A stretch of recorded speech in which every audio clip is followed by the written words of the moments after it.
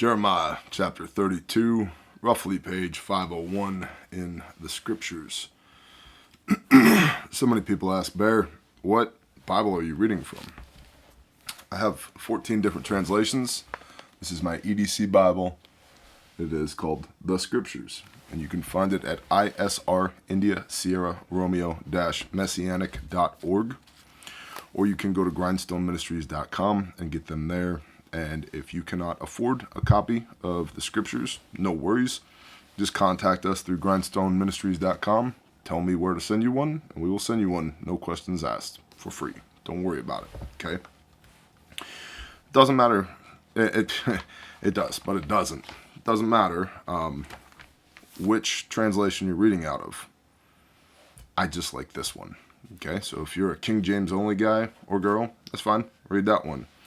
If you like the NIV or the NLT or the Complete Jewish Bible, whatever, it doesn't matter. Just pick one and read along. Jeremiah chapter 32. The word that came to Yirmiyahu, Jeremiah, from Yahweh, the Lord our God, in the 10th year of Sidkiyahu, king of Judah, which was the 18th year of Nebuchadnezzar. So the 18th year of the rule of Nebuchadnezzar, the 10th year of the rule of Sidkiyahu. Now at that time, the army of the king of Babel, Nebuchadnezzar, besieged Jerusalem. Okay, so the army came and surrounded Jerusalem and put it under siege. And Jeremiah the prophet was shut up in the court of the guard. He was put in prison, which was in the house of the king of Judah, Sidkiyahu. For Sidkiyahu, king of Judah, had shut him up, put him in prison, saying, Why are you prophesying, saying, Thus said Yahweh, see, I am giving this city into the hand of the king of Babylon, he shall take it. It's like, dude, why do you keep saying that the king of Babylon is going to come here and take Jerusalem? Dude, throw this dude in prison. This is bad PR. And Sidkiyahu, the king of Judah, shall not escape from the hand of the Kasdim, the Babylonians, but certainly be given into the hand of the king of Babel, and shall speak with him face to face and see him eye to eye. And he shall lead Sidkiyahu to Babel, take him away, and be there until I visit him, declares Yahweh. Though you fight with the Kasdim, the Babylonians, you shall not prosper. So Jeremiah was saying all this stuff, and the king, Sidkiyahu of Judah, was not a fan of what Jeremiah was saying, even though what Jeremiah was saying was the word of Yah. So, throw that guy in prison. So Jeremiah got thrown in prison. And Jeremiah said, the word of Yahweh came to me saying, and see, when a prophet speaks in the name of Yahweh, if it does not come to pass, we're not supposed to fear those people. But if it does come to pass, they are clearly speaking on behalf of Yah. And Jeremiah said, the word of Yahweh came to me saying, See, Hanamael, son of Shallum, your uncle, is coming to you, saying, Buy my field, which is in Anatot, for the right of redemption is yours to buy it. This is Torah, by the way. More or less could be boiled down to keep it in the family. You know, you got a piece of land, your family has first rights to that land. So Hanamael, my uncle's son, came to me in the court of the guard in prison, according to the word of Yahweh, and said to me, Please buy my field that is in Anatot, which is in the land of Benjamin, for the right of inheritance is yours, and the redemption. Buy it for yourself. And I knew that this was the word of Yahweh. Now, this would be like, you're in prison. Let's say you live in, we'll pick a city. You live in Dallas, okay? And the Panamanian paratroopers have showed up, and they're surrounding Dallas, and they're taking it by siege. And the mayor of Dallas is going to be led away to Panama and serve under the Panamanian king there, right? And it's bad. And you're in prison in Dallas PD. And your cousin comes to you, your uncle's son comes to you, your cousin comes to you, and is like, Hey man, I've got a great real estate investment for you here in Dallas. Dude, we're under siege, and I'm in prison. Why would I buy this piece of land you're trying to sell me? This makes no sense at all. But it becomes a witness, because Jeremiah is literally going to invest because of the word of Yah at the worst possible time. And this becomes a witness from this man of Elohim, Yirmiyahu, Jeremiah, that, things are going to be bad here for a time, but Yahweh is going to restore this place.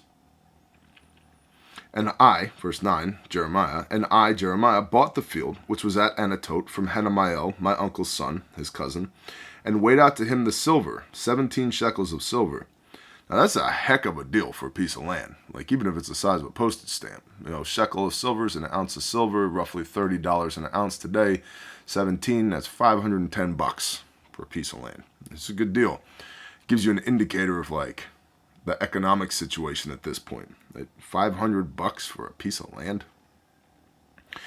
Yeah, you can't buy a frost-free spigot and install it on a water line on a piece of land for $500 today. And I signed the deed and sealed it and took witnesses and weighed the silver in the scales. Then I took the deed of purchase, that which was sealed according to the command and law, and that which was open, and I gave the deed of purchase to Baruch, son of Neriah, son of Mahaseiah, in the presence of Hanamiel, my uncle's son, and in the presence of the witnesses who signed the deed of purchase before all the Yehudim who sat in the court of the guard. And I commanded Baruch before their eyes, saying, Thus said Yahweh of hosts, the Lord Yahweh Sabaoth, the Elohim of Israel, Take these deeds, both this deed of purchase which is sealed, and this deed which is open, and put them in an earthen vessel, so that they remain for many days. Seal it up. Like, put it in the safety deposit box, right? Because things are weird. We don't know what's going to happen. The Babylonians, the Kasdim are coming, and I want this sealed up so that it doesn't get destroyed. That's an indicator. So Jeremiah is taking this opportunity very seriously. For thus said Yahweh of hosts, the Elohim of Israel, Houses and fields and vineyards shall again be bought in this land. We are going to continue to prosper in this land. Even though right now, because of your sin, your transgression of the law, because the wages of sin is death, because you didn't listen to Dad, because you didn't obey the voice of Yahweh your Elohim, you're going to be punished. But after your punishment is over, people are going to return here to Jerusalem, and be prosperous. And after I had given the deed of purchase to Baruch son of Neriah, I prayed to Yahweh, saying, Master Yahweh, see, you have made the heavens and the earth by your great power and outstretched arm. Outstretched arm. Yod. Your outstretched arm. That's Yeshua. Yod. Yeshua. And we know that Yeshua was there at the beginning. John chapter 1. In the beginning was the Word, and the Word was with God, and the Word was God. Yeshua. And not a thing was made that was not made by the Word of God. The instructions, the Torah. I think it's Proverbs 8, Proverbs 9, talks about how the waters were given their instruction, their Torah, and they do not transgress it. Like, the Pacific Ocean does what Yah wants it to do. You ever stood on the beach and just watched the ocean rolling and felt that big? The ocean listens to Yah. Yet us, we're dummies. We're these little people just going through the motions of life. Like, yeah, I'll listen to Yah when it's convenient. I'll do what he told me to do when it feels good. When it's right for me, right? It's like, but the ocean, the land, the heavens, the earth, everything, it all listens to Yah. It all follows its Torah. It follows the instructions that were given to it by your great power, by Yah's great power, and your outstretched arm, Yeshua. There is no matter that is too hard for you, and gosh dang, we need to remember that. There's nothing that's above Yah, which is why you want to be in his will, because if you're in his will, it's going to go well for you. There is no matter that is too hard for you, who show loving commitment to thousands and repay the crookedness of the fathers into the bosom of their children after them. The great, the mighty El, Yahweh of hosts, is his name. Repay the crookedness of fathers into the bosoms of their children after them. This is generational curses. If you beat your children, and I don't mean a spanking, I mean a beating, regularly, they're probably going to beat their children. And their children are probably going to beat their children. See, Yah says he visits the crookedness to the third and fourth generations.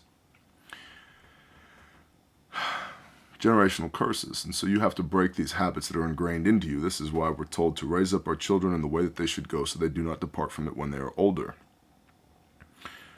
It's no secret that I grew up in a household that had a lot of violence in it. And my dad, rest his soul, spent more time punching me in the face than he did telling me he loved me. And I found out way later in his life, a few years ago, that my grandfather, who I thought hung the moon and stars, was the greatest person on the face of the earth, used to beat my dad every day. And so I had to make a conscious decision that I'm not going to beat my children. Even though it's the pattern of behavior that I learned, I'm going to break that generational curse. Because I don't want my son to be beating my grandchildren, because I know what that's like, right? So that repaying the crookedness of the fathers into the bosom of their children after them. That's why it's incredibly important, the witness, the example that we create for our children, so that they are raised up in the way that they should go and do not depart from it when they are older. We want them to have a good example, not a bad example, because the witness that we give them, the example that we give them, they will perpetuate. They will continue to do. Whatever it might be, whether it's, drug abuse or alcoholism or lust and loose women or whatever it is, they will follow in your footsteps. The apple does not fall far from the tree, right? Well, apple is fruit. Bear good fruit, and your children will bear good fruit. Bear bad fruit, and your children will bear bad fruit. The great, the mighty El, Yahweh of hosts, the Lord Yahweh Sabaoth, warrior Yah is his name. Great in counsel and mighty in work. Your eyes are open to,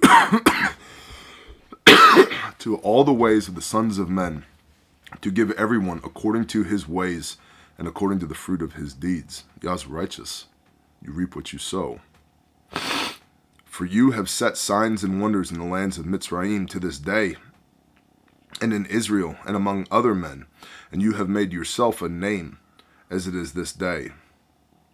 Made yourself a name. If you haven't had an opportunity to watch the video that posted last week, the name of Yahweh, go watch that one. I dive fairly deep, 2 hours long, into the name of Yah and practically what his name means. And you have brought your people Israel out of the land of Mitzrayim with signs and wonders and a strong hand, Yod, and an outstretched arm, Yod. This is Yeshua.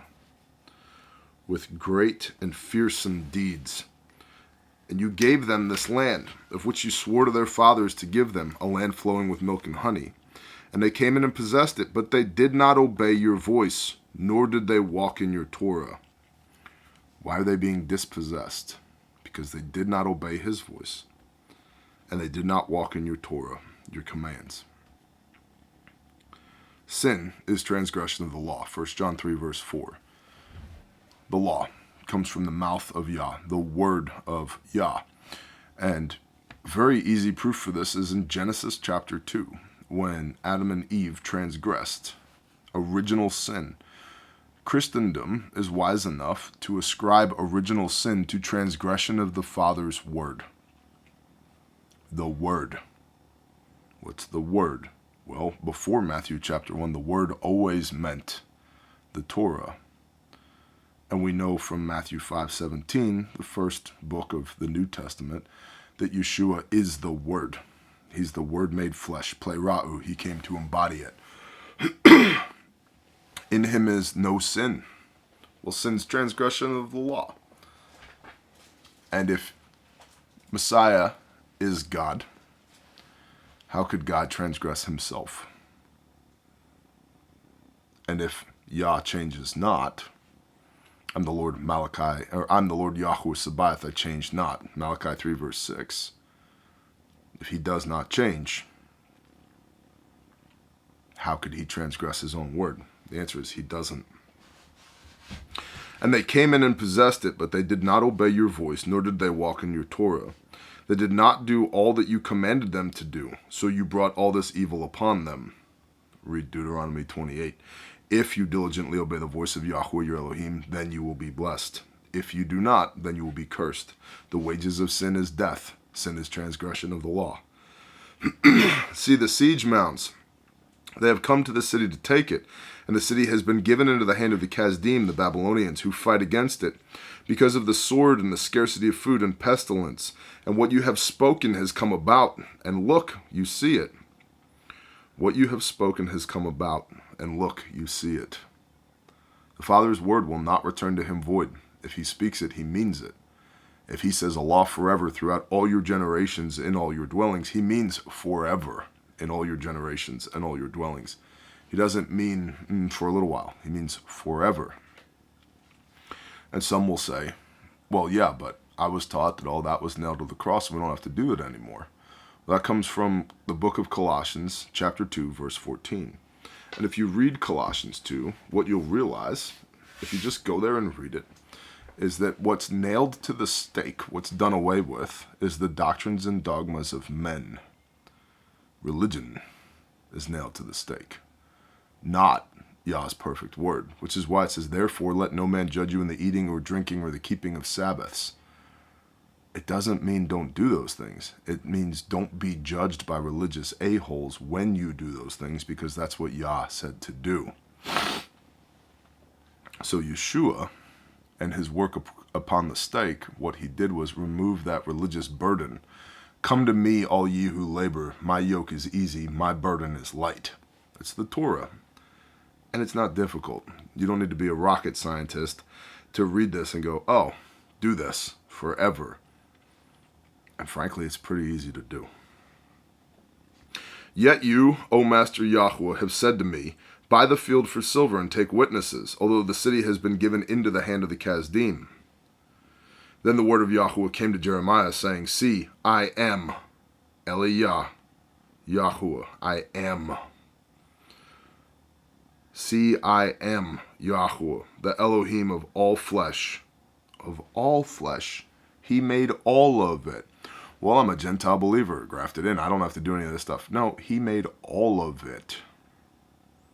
All of it. And grafted into what? The tree of life, which is a euphemism for Israel, because Yahuwah, the Lord our God, is the God of Israel, and you are part of the family because the root bears the branch. The branch does not bear the root. And so if you were a wild branch grafted into the root, remember what you're grafted into. Israel. Yeshua himself said, I come but for the lost sheep of the house of Israel. Oofta. See, I am Yahuwah, the Elohim of all flesh. Is there any matter too hard for me? No. Therefore, thus said Yahuwah, see, I am giving this city into the hand of the Kasdim, into the hand of Nebuchadnezzar, the king of Babylon. He shall take it. And the Kasdim who fight against this city shall come and set fire to this city and burn it, with the houses on whose roofs they burned incense to Baal, and poured out drink offerings to other mighty ones, to provoke me.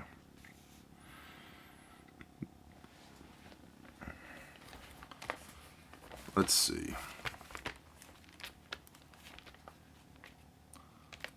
Deuteronomy 32.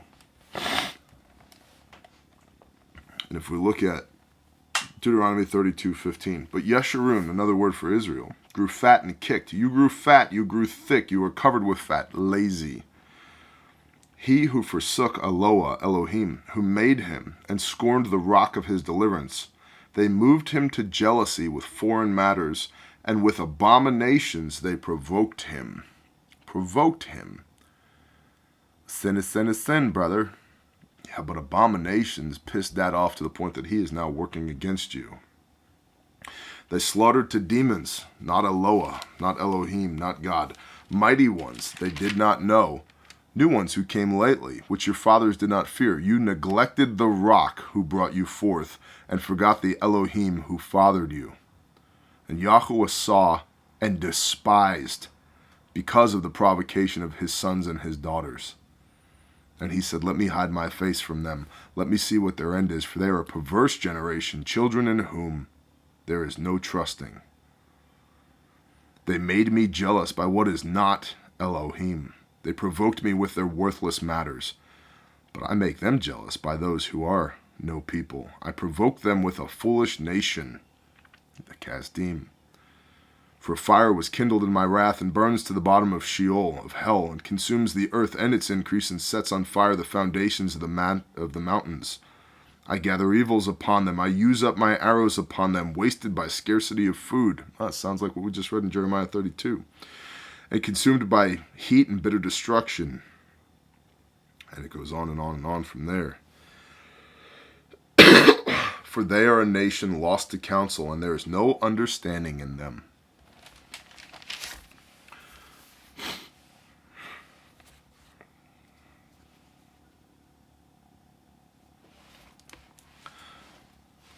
Jeremiah 32, verse 30. For the children of Israel and the children of Judah have done only evil before me from their youth. For the children of Israel have only provoked me with the work of their hands, declares Yahweh. For this city has been a cause for my displeasure and my wrath from the day that they built it, even to this day that I should remove it from before my face. You reap what you sow. Because of all the evil of the children of Israel and the children of Judah, which they have done to provoke me, they, their kings, their heads, their priests, their prophets, and the men of Judah and the inhabitants of Jerusalem, and they have turned their back to me, and not their face. Though I taught them, rising up early and teaching them, they did not listen to receive instruction, Torah. And they set their abominations in the house which is called by my name to defile it.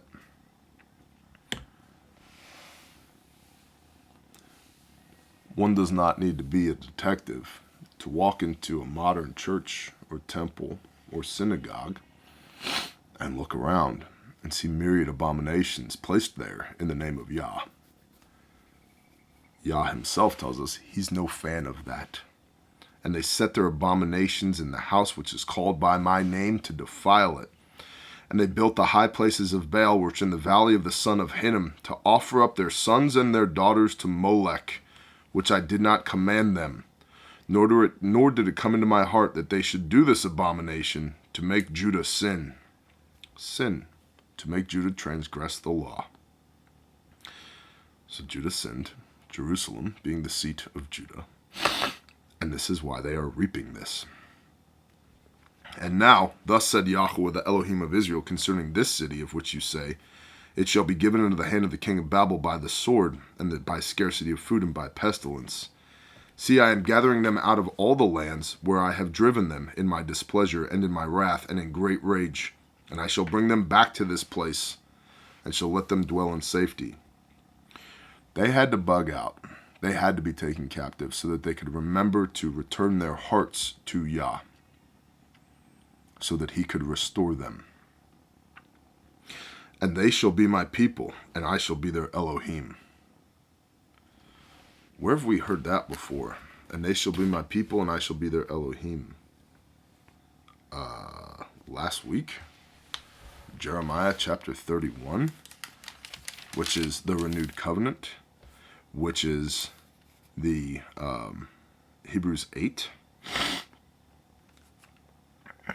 See the days are 31:31, Jeremiah 31:31. See the days are coming, declares Yahweh, when I shall make a renewed covenant with the house of Israel and with the house of Judah, not like the covenant I made with their fathers in the day when I strengthened their hand to bring them out of the land of Mitzrayim, my covenant which they broke, though I was a husband to them, declares Yahweh.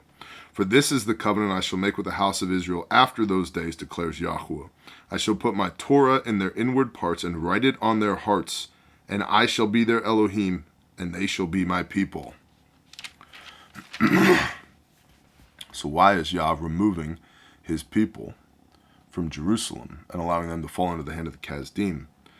So that, right here, one page before, so that he, Yahweh, shall put his Torah in their inward parts and write it on their hearts, and I shall be their Elohim, and they shall be my people. So that they turn back to Yah with all their being and acknowledge that they went astray, that they sinned, and then come back under the covering of the master back into his house. 32, verse 39. And I shall give them one heart and one way to fear me all the days, for the good of them and of their children after them. And I shall make an everlasting covenant with them. How long? An everlasting covenant with them. Well, goodbye replacement theology. Israel messed up. Replacement theology in a nutshell. Israel messed up. The Father disregarded them. And now the church represents the new Israel. And the church, air quote, whatever that means, all 54,000 different denominations apparently, are now the people of Israel. No. And I shall make an everlasting covenant with them, that I do not turn back from doing good to them. And I shall put my fear, my deep respect in their hearts, so as to not turn aside from me. That doesn't sound like I'm done with them. And I shall make an everlasting covenant with them, that I do not turn back from doing good to them. And I shall put my fear in their hearts, so as not to turn aside from me. And I shall rejoice over them, to do good to them, and shall plant them in this land in truth, with all my heart and with all my being. For thus said Yahweh, as I have brought all this great evil on this people, so I am bringing on them all the good that I am speaking to them. And the fields shall be bought in this land, of which you are saying, it is a wasteland, without man or beast. It has been given into the hand of Kasdim. Fields shall be bought for silver, and deeds signed and sealed, and witnesses be called in the land of Benjamin, and in the places around Jerusalem, and in the cities of Judah, and in the cities of the mountains, and in the cities of the low country, and in the cities of the south. All right, simmer down, heater. And in the cities of the of the south, for I shall turn back their captivity, declares Yahweh. So what's happening here? Yah tells Jeremiah to buy a field. In the midst of this siege, where Jerusalem's going to be destroyed and people, including the king, are going to be taken out of it and go into captivity for a period of time so that they learn to turn their hearts back to Yah. And in the midst of all of that, Yah's people see the prophet Yirmiyahu, the man of Elohim, investing, purchasing land in Jerusalem as a sign that this will not last forever. And then Yahweh tells them straight up, this will not last forever. I shall rejoice over them to do good, and I shall plant them in this land in truth, with all my heart and with all my being.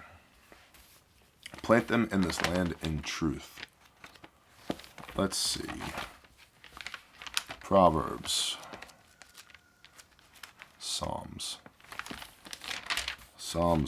119, which is 9,000 pages long.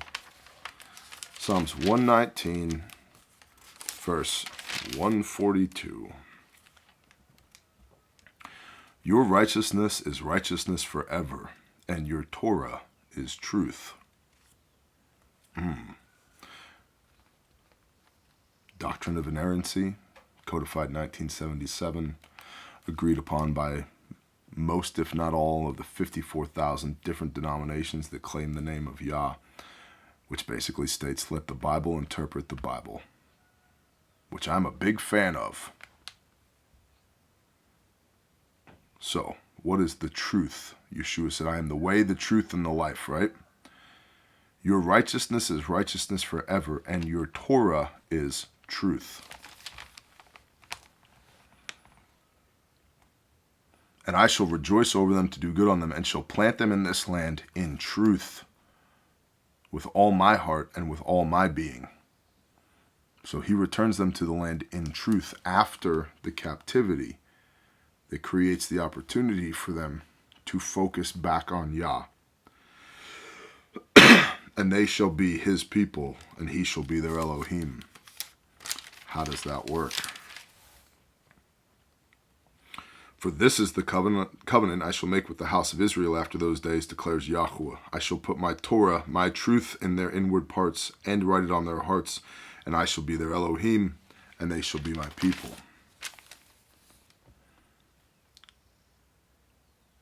So Yah's people are going into captivity for a time so that they can remember that they are Yah's people, and so that they can return to him with all of their hearts. And when they do, Jeremiah 32 verse 41, I, Yahweh, shall rejoice over them to do good to them, and shall plant them in this land in truth with all my heart and with all my being. For thus said Yahweh, as I have brought all this great evil on this people, so I am bringing on them all the good that I am speaking to them.